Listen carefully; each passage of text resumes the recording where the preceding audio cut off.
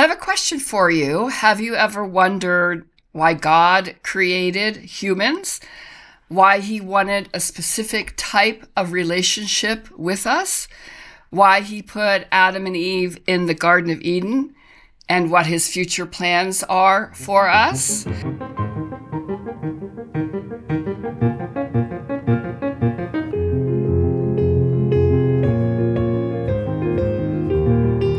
Hello, everybody. We are excited to be starting a new series, Jeremiah and I. And this new series is called Meet God. Very intriguing title, but what exactly does that mean? What is it really about? I have a question for you. Have you ever wondered why God created humans? Why he wanted a specific type of relationship with us? Why he put Adam and Eve in the Garden of Eden, and what his future plans are for us? Well, we're going to attempt to tackle those questions and others by examining the relationship between God and select people that we learn about in the Bible, including Adam and Eve, Noah, Abraham, Moses, King David, and Jesus, and we'll cover one person per session. Well, today we're talking about the story of God, Adam, and Eve. It is the tale of paradise lost, as everybody knows, but it's also a story of great love, of provision, of immeasurable beauty, of power, about free will, and also betrayal. A lot to walk through here. So we're going to walk through the story as it's told in Genesis chapters 1 through 3. And I'll begin by quickly summarizing this epic tale, and then Jay and I will have a really awesome, fascinating discussion about the details of this story. And Jeremiah, are you ready to talk about the story of the first man and woman, Adam and Eve? Absolutely. I mean, that little speech you gave was like we're doing a summer blockbuster here or something. I'm excited. Absolutely, yeah. Well, everybody has some part of this story in their mind because it is a very memorable story, the story of Adam and Eve, and we can all recall bits and pieces of it. But let me just summarize it as quickly as possible, and then we'll break down some of the details. So here I go. Adam and Eve were created on the sixth day of God's creation. God created the world in 6 days, and on the seventh day, he rested. This is all according to what we read in the Bible. And God created humans because he wanted companionship. He wanted a relationship with his creation. So he created humans in his image. And by this, we mean that we have similar characteristics to God. But we certainly do not have the same status as God has. In fact, Adam and Eve, though, were God's crowning achievement. We were the epitome of God's creation, and he made us to be like him, and he wanted to have a relationship with us, as I've already said. He had formed the earth, and now he wanted to fill the earth. And he created humans to be his representative on earth and turn the entire world into a beautiful garden filled with people, his people who loved him, people who wanted to worship him, who valued him, and people who would also love and value each other. God created this distinct helper relationship between Adam and Eve. He knew that Adam needed a helper, and Eve was also was a consistent helper to Adam as well. So he created this beautiful love relationship between them.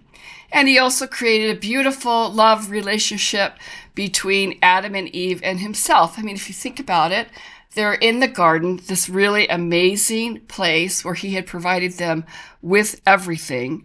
And they had a really killer job. Their job was to extend creation over the world. They had all the power and authority they needed to do that. And so it's hard to imagine why they would want to put this living, this existence, their being into jeopardy. Now, we have to recall that God did lay down his expectations of Adam and Eve. He didn't just say, here you are in the garden, do your job, I'll see you later. No, he wanted to be certain they understood that he was the one with the ultimate power. He was the creator and they were the created. And his mandate was really clear to them. And both Adam and Eve totally understand it. The mandate was to be fruitful, to multiply, have dominion over the earth, and be together with their creator. But he also said there was something specific they weren't supposed to do. And this is very detailed as well. And why don't you just share with us what they weren't supposed to do, Jeremiah?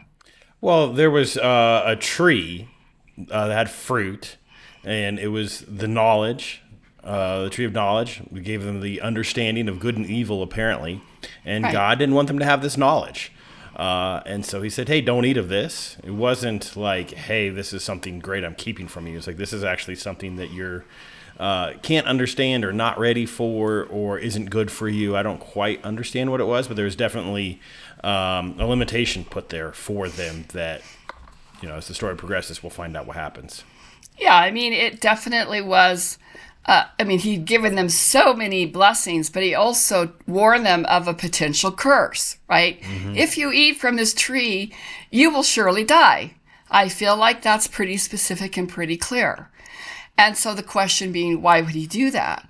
Well, it had to have been a test of their free will, because that's what God gave humans, free will. Do you think it was a test of free will or just an artifact of having free will? I think it was a test. Okay. I came across this great quote from C.S. Lewis. I'm going to read it to you. Okay. He writes this about free will. He says, if a thing is free to be good, it is also free to be bad. And free will is what made evil people. Why then did God give them free will? Because free will, though it makes evil possible, is also the only thing that makes possible any love or goodness or joy worth having. The happiness which God designs for his higher creatures, us, is the happiness of being freely, voluntarily united to him. That's So great. See us it Lewis is for great. the win again. So we can see now that God gave us this free will for this reason of choosing to unite with him and come alongside under him and have him be our king. And Adam and Eve, on the other hand, they used their free will to disregard God's directive to stay away from the tree of knowledge of good and evil. And it all came about because of the serpent who's introduced in chapter 3, who enticed Adam and Eve to disregard what God had told them and go ahead and eat from the tree because, he's a deceiver. He's the great deceiver. So he says, surely you will not die. And, Adam and Eve decided that they were going to follow through with it based on their own free will because they were choosing to. And in that moment, they chose to be ununited with God, to no longer be united with their creator. And even though they had known God, they had walked with him in the garden, they had enjoyed each other's company, they had enjoyed God's blessings, they had an amazing place to live, as I said before, a fantastic job. They threw all of that away because they wanted one more thing. And what they wanted was to be equal to God. So God had to expel them out of the garden. There was no way that they could live in his presence because they made their choice. And all of humanity now has really groaned under the weight of the choice they made since then. And we really are just a shadow of our former selves, the way that God originally created us, because we have been diminished in every way, in every possible way by sin. A big epic story that has impacted us forever and continues to impact us. Let's talk about this story and really what it tells us about God. There's a few things that stand out to me as always, and the first one would be back to what you already unpacked, is the free will conversation. Because I think the more we wrestle with that and we ask ourselves that question and we come to some understanding of that, the more this framework of how and why things are the way they are makes sense to us. I mean, just think of if you have a child or a loved one and there's nobody else around, so of course they like you, versus the reality of your spouse chose you out of everybody. Like, that's cool, right? Yeah. Like that makes that relationship have meaning. Otherwise it wouldn't, right? Definitely not to the degree it does if you were chosen. I mean, think in your life, is there anything better than being chosen? Being picked. Sandy, somebody wants you to do something. Somebody wants to be with you. Somebody wants to do this activity with you. Like, that is the definition of what fun is in my mind, right? Being chosen. And where's that come from? Well, we're made in God's image. I think that is just a state of things. I don't necessarily know if that's a human condition, as opposed to God feels that way too. He loves to be chosen. And I don't think in like a weird diabolical way. It's like, hey, I'm going to create this thing and we can have a great relationship with each other. No, yeah. I just don't want people to hear something I'm not saying, right? God wanted to establish a beautiful relationship, and he gave himself and the tools, and he was willing to risk it all to have that relationship, which is what's crazy. And that's how powerful and special it is. There's this huge setup to create the universe in order to support humankind. And then he chooses to make us in his image with all these beautiful characteristics, all the good things that we have to offer him and each other. And he's looking forward to this wonderful, abundant relationship with people. But he gives them this choice. Otherwise, to your point, it's kind of like robotic, right? If humans were created and they had to follow God and they had to choose him, and there wasn't a choice, you're right, it wouldn't feel very relational, would it? It would feel mandated, imposed upon, an edict. And I just don't see how any of those words would, manifest itself in a loving relationship. We have to choose to worship God, and we have to choose to want to be with God. And it feels like Adam and Eve did that in the beginning, right? They're living there, and they're naked in the garden, and they're doing their job. They're working in the garden and enjoying the fruit of their labor. But then here comes the serpent. And, the truth is, we really don't know why God allowed the serpent to be in the garden. The text doesn't tell us. There's nothing specific that says, and then God created a serpent to test their will or to test their resolve. It just says, now the serpent was more crafty than any other animal in the garden. It has to be some sort of just, when you build the system the way he built it for free will, for choice, there's other things that have to exist inside that for it to happen. Yeah. Like, in order to have free will, you have to have the ability to make a choice, right? And we're not talking about a choice about which part of the garden to work in. Right. Or how to spend your day. We're talking about this choice about the belief of God. And as we've often been talking about, what we think about when we talk about God is the most important thing about us. That's according to A.W. Tozer. So it's exactly it's exactly the same for Adam and Eve, right? What did they think about God? Yeah, and obviously they seem, the story, I get a sense that they were somewhat naive of the gravity of who and what God was, because of how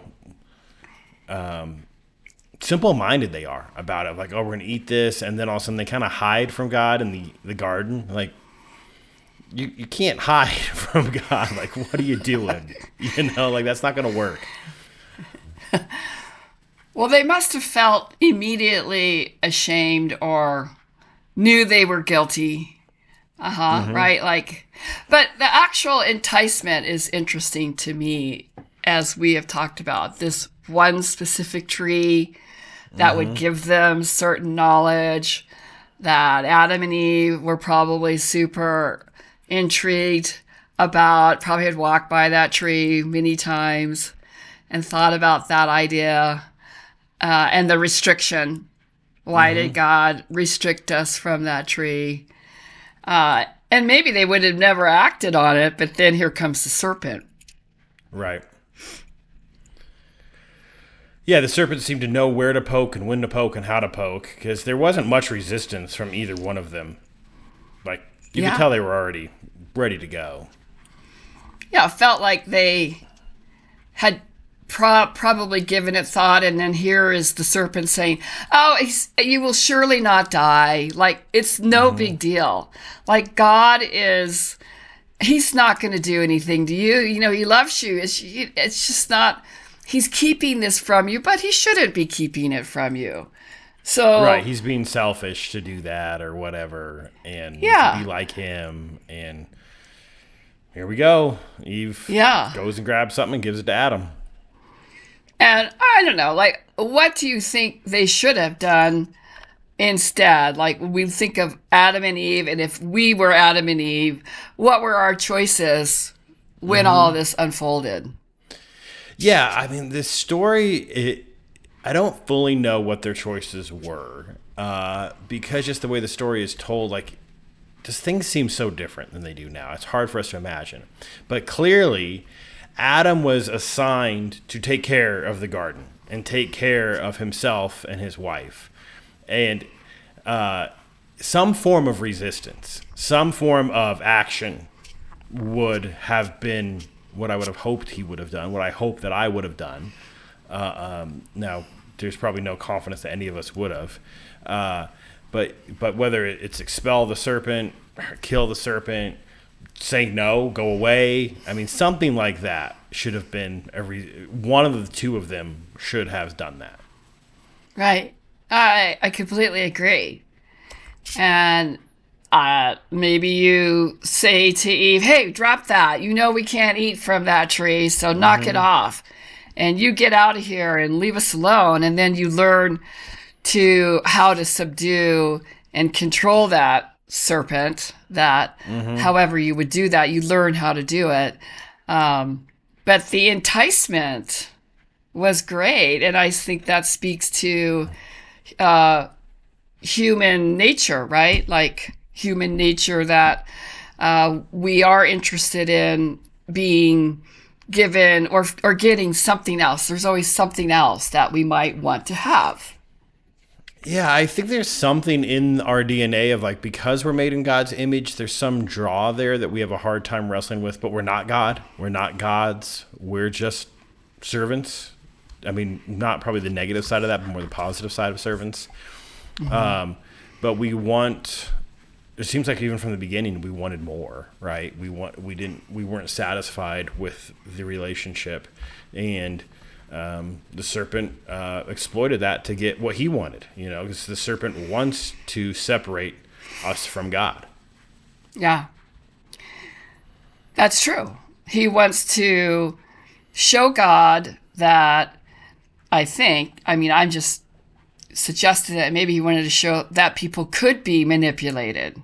And they can be if they're given something in addition to what they already have. So I don't know. I think that Adam and Eve could have done things differently, should have done things differently. They should have respected God's authority. They should have appreciated what he's already given them and the beautiful relationship. Like, they sort of put aside their relationship with God and didn't really think about it much. They were thinking more about ooh, what is this knowledge of good and evil that we don't have? I mean, honestly, I think we all would be much happier without the knowledge of evil, for sure, right? Absolutely. It's there's a couple things there. Like I can think of, today in modernity, we have so much information. We can get access and we can see and we can learn about literally anything we want to, whether it's war crimes or serial killers or exploitative content. And anytime I've consumed that, I'm like, oh gosh, I wish there was mind bleach. I wish there was a way to get that out of my head, because I don't think that. I think you have to know what the world consists of. You can't be Pollyanna or walk around with rose-colored glasses. But there's a level as to what you step into those things that does darken your soul a bit, and you don't seem to ever be able to get that back. Yeah. So my question for you here is it seems like when we hear this story, Eve gets like an extra bad rap. Right? Like, oh, Eve did this. Tell me about that. Like, do you think Eve is getting a fair shake in this story? Or a fair shake in our modern understanding? I think for a very long time, Eve has been terribly maligned for what happened here, because this story wouldn't have come to fruition without all three of them in that story, without both Adam and Eve and the serpent. So you notice that the serpent didn't take Eve aside separately and say, you eat it, and then go find Adam and give it to him. And he was right there when it was happening. So the fact that he gave it to the woman first, many people will look at that and say, oh, well, women they're the weaker sex because she didn't say no. I think that's all a bunch of hooey, honestly. I think all three of them were complicit in this action that basically led to the expulsion of Adam and Eve from the garden, and from their expulsion to living their life with God. Adam, again, as the image bearer, should have been the one to take charge of it and could have been the one, but he chose not to. So what's the deal with Adam? Yeah, I mean, so let me run an idea by you and see what you think. I actually, when I hear this story, I am more mad at Adam than anyone. The serpent's going to do what the serpent's going to do, right? That's clear. It's not like the serpent's going to not do it, right? Right. Okay, so then I think all of us can identify to weak moments in our life, curiosities in our life. We start engaging in things that are detrimental to us. And the best thing to happen is a positive influence in our life, right? A friend, a family member, a loved one comes and is like, hey, that's not good for you. That's not right for you. Or is that really who you are? And I think those are the best forces in this world, right? Not how bad we are when we get curious or we start to just have a bad day. It's the people that come alongside us and remind us of who we are, remind us of who we're supposed to be, that pull us out of that. And when somebody abdicates that, I think that's one of the worst things possible. I think it's also why we go back to our previous series of James, and it talks about why teachers will be held to a higher esteem. It's like these are people that they come alongside you in your moments to instruct you. So I think that Adam, especially when you list any masculine attributes, right? It's strong, it's powerful, it's defensive. And he walked away from every positive masculine attribute we can assign to somebody and just like, cool, whatever, guys. Like, that's like just the worst version of a character you can imagine. Yeah, I think they both really poorly responded. I'm not giving Eve a pass by any Absolutely measure. not. She could have just as equally said, I'm not going to do that because God told us not to. I mean, it could have been that simple. But, they wanted to do it. That's the bottom line. They wanted to do it. The big tempter came along and said, you should do it. And they said, okay, we'll do it. I mean, you could summarize it just that way. And the cost of that was huge. I think it's odd that they didn't seem to think about what would be the repercussions. what's going to happen now that we did what God told us? I mean, God said, you will die. Mm-hmm. Did that cross their mind, or were they like, maybe that's Did they just know a what death suggestion? was? I wonder if, again, like, because it seems like there's a lot of just newness to the story, a lot of lack of understanding from Adam and Eve. Mm-hmm. Now, I'm not giving that as a pass, because I still think that they should have trusted the person that gave them everything. But I do wonder if they fully understood what death was, and then also just didn't think about it because that's uncomfortable. It's like, whatever. That can't be that bad, right? Well, that's a good question, because I don't think God intended for humans to die. That's not what he created them for. Death was introduced because of their sinful nature. Mm-hmm. But does it mean that none of the animals died?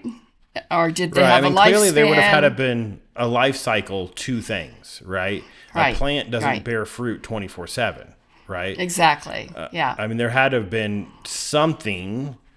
I don't fully understand or have even a glimpse as to what that was, but there had to have been a life cycle to things. Right. What that means, I don't know. Well, God responds by throwing them out of the garden, but he doesn't leave them with nothing. What does he do for them? Well, I found it really interesting, and I think I'd heard this before, but just, every time you go over these stories, I feel like something just stands out to you. And it's one thing I love about doing this podcast with you is just some of these stories I haven't read word for word in a long time, right? Because you kind of know them, and you think, just like I'm not going to go back and read Hemingway again. Like, it's just like I know those stories, right? But when you have a reason to do it, it's fun. But in Genesis 3, chapter 21, I find it interesting that the fact that so again they've been they've eaten from the fruit, they've been kicked out of the garden. The Lord God made garments out of skin for Adam and his wife and clothed them. It's like the very first thing he did was take care of them in their need, right? And like their it was nakedness. Immediately.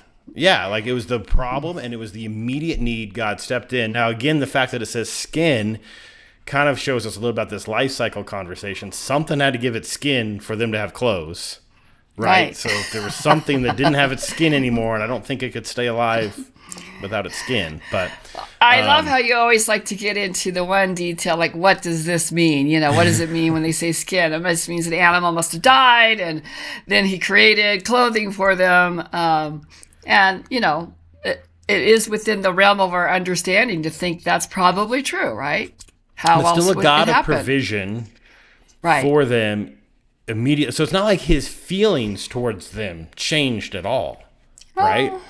It's just like the relationship changed, how things happen. Like you can't be in the garden anymore. These are curses that you now have. But he still, from the moment, was like, I'm going to take care of you. What does it tell you or teach you about God that you already knew, or that is something new to you? I mean, I guess the first thing that comes to my mind is what I already articulated, was the idea that, man, his provision was right away with the clothing, right? Like, I think that with the faith tradition I was brought up in was very punitive God, a very fire and brimstone God, which I think that there's artifacts of that are clearly true, right? God is a just God. He's a fair God. But it's not like he cursed them, shut the door, and was like, I'm gone for 2,000 years or whatever, right? Like he immediately said, all right, let's figure this out. I'm going to give you a small little piece of provision. The other thing that stands out to me in the story every time I go through it is just the fact of how it's told, like God was walking through the garden.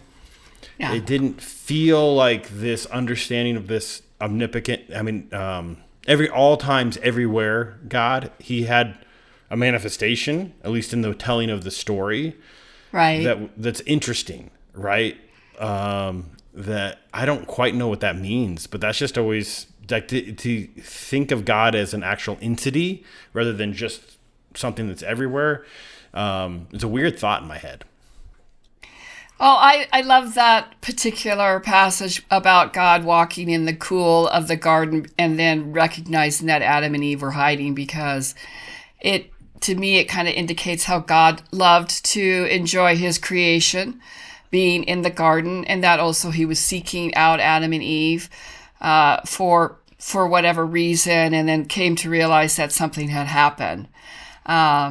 So yes, it does teach us that God, when he provides blessings and he also provides limitations, he really means it, right? Like, it isn't just well, maybe he'll do that. His word is his word. And so he was very clear to them. The way that I think about what it teaches us about God is that it was very clear to them what he expected. And it didn't seem like it was insurmountable, what he was wanting them to do. In fact, it sounded like an amazing privilege to represent God and to worship him and love him and be in communion with him. And that they blew that privilege, which had to in some way be disappointing for God. I mean, he does demonstrate anger and frustration by saying, you're out of the garden and you can never come back. Because I can't be with you anymore. So he has high standards, but they're not unachievable. Right. So I really see this love characteristics, this provision, generosity, abundance, thoughtfulness, desire to be a part of our lives.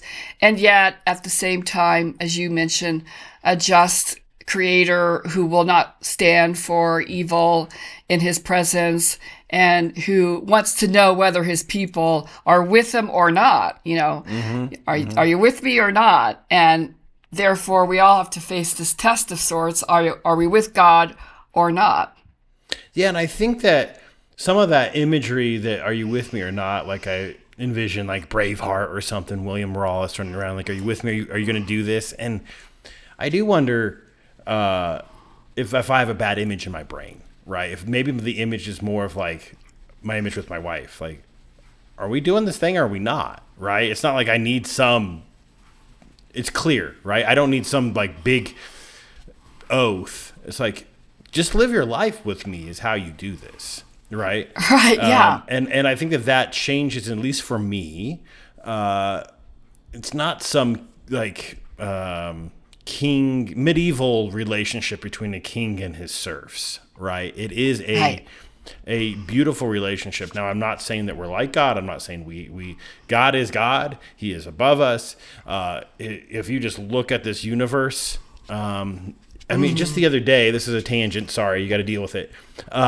Just the other day, I saw that the James Webb Telescope came back with light, and it's the oldest light that we can see. We can now no longer observe anything past how far out this light is, because it would take so long for even at the speed of light to travel with us. That's what God does. He created that, something of that scope and scale. So I'm not trying to say we're like that at all. No. You can observe the universe and say, wow. And I think that's a form of worship. Like, wow, I can't believe you did that, God. I cannot fathom any of this, right? Look at the beauty of a plant or the sunset. I mean, any of these things, just really wrap your mind around it. God is something that we should hold in the highest regard. So Absolutely. Again, I'm not walking that down, but I think it's less militaristic and more familial, right? Yeah. I don't feel that these restrictions were excessive. It wasn't regimented. You must do this. You must do it this way. He was like, rule over the earth and have dominion over it. And I think he felt confident that he created humans that could do that. People with a brain, a physicality, emotions, with passion, with excitement, people who could hope for and look for something in the future. The disappointment came for certain when he realized that all of that wasn't enough. They felt that they needed to be more equal to him. I think the message is that look at everything he gave us, and yet we as beings wanted more, which is, there's a sadness to that. Absolutely. And a lesson for us to continue right now, like, Why Yes. do we still want more? Why, like, where in the simplicity of our being and our relationship with God is enough, right? Do we It should need to be. continue to pursue other things that we try to fill ourselves with? And we all struggle. We all, you're going to have a vice that you're going to default to. I'm going to. Our listeners are going to, right? And I think this is a good thing that help us remember we still struggle clearly with these types of things. Yeah, I think the listeners should take away from this that God's design was for us to stay within his will, and that when we're in God's will, he blesses us with abundance and beauty, and he gives us everything we need. And when we're outside of God's will, he also makes that known.